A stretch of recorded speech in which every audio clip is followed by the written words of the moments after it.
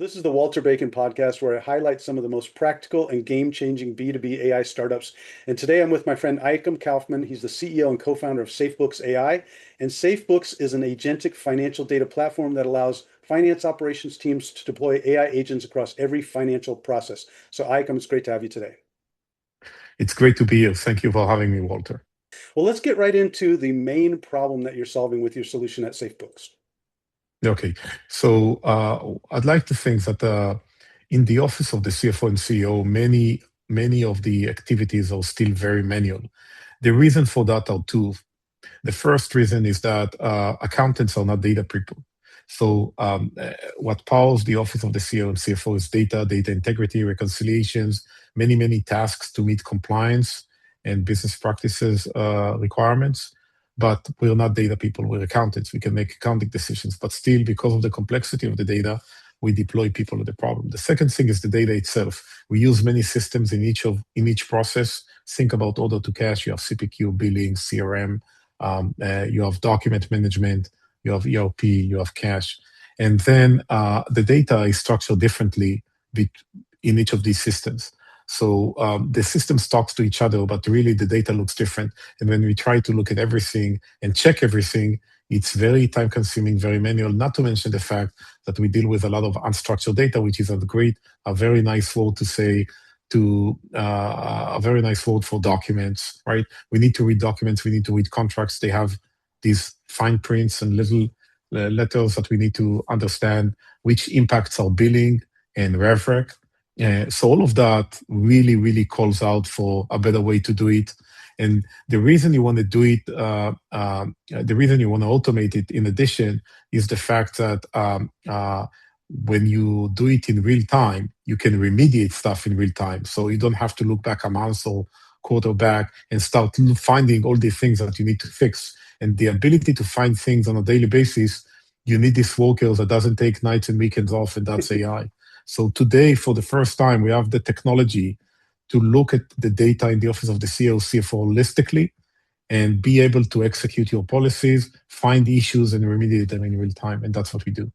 Got it. I've heard you talk about the data graph. Can you talk about that a bit? Right. Data graph is a technology that have been used in many use cases, but not in finance. And basically, it allows the graph connects the graph. Basically, we put on the graph all the data from the various systems. And the graph allows us to connect the quote to the data in Salesforce, to the data from the document, supporting document, call it a contract or an order form, and the billing data and the respective journal entries, and basically providing our agents with the full context and the lineage between the various data sources. So it's as if you're operating your company on a single platform, which none of us do, but the graph makes it all connected. And by doing that, it allows the agents to check and understand the data end to end, check for anomalies, check for discrepancies, check for errors. Got it. I also heard you talk about the term financial data governance and why that is mission critical today. Can you talk a bit about that? Right. If you think about most of our issues or risks in finance, whether it's errors, whether it's leakage, whether it's like customer facing issues like billing errors, things like that, whether it's compliance, it's all around the data. Being able to validate the data integrity, accuracy, and completeness across systems. If in a perfect world, we could reconcile all of our transactions on a daily basis, make sure they match our policies, make sure they match each other, make sure they match the source of truth, which is the document, that puts you in a very good position for being able to rely on the data, being able to close the books in like 2 days as opposed to a week, being able to meet all the compliance requirements. Because until now, or until recently, it wasn't even feasible, even the audit requirements, even the regulatory requirements does not expect you to check all the transactions at all times. But you do want to do that. You want to do that because you want to make sure that the customer doesn't find about issues before you do.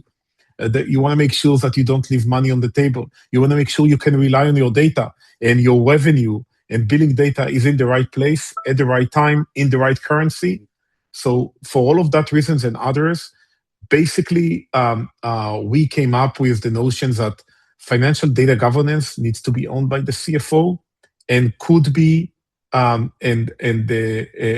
could be executed with a machine that understands the data end to end and can help you govern the data on a daily basis, which is, I think, not being able to govern your data and rely on your data is the number one pain in the office of the CFO and CEO. Once the data is there, we know that we can make the right accounting decision. We know we can make the right business decisions. We know that our FP&A models could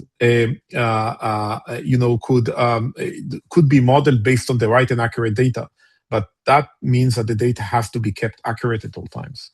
Got it. I heard you talk about the ramifications of one single error, like you mentioned the Macy's case. Can you mention something like that? What are the ramifications if you just have one error? How bad could that be?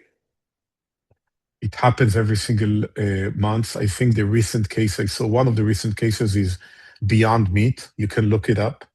And at the end of the day, um, there is, when you're a public company, by the way, for example, in Europe, now in the UK, even for a private company, and in the US also for certain private company, whether you're owned by private equity or large syndicate of investors, you need to have internal controls and an internal control kind of like roadmap and strategy for your data and business practices.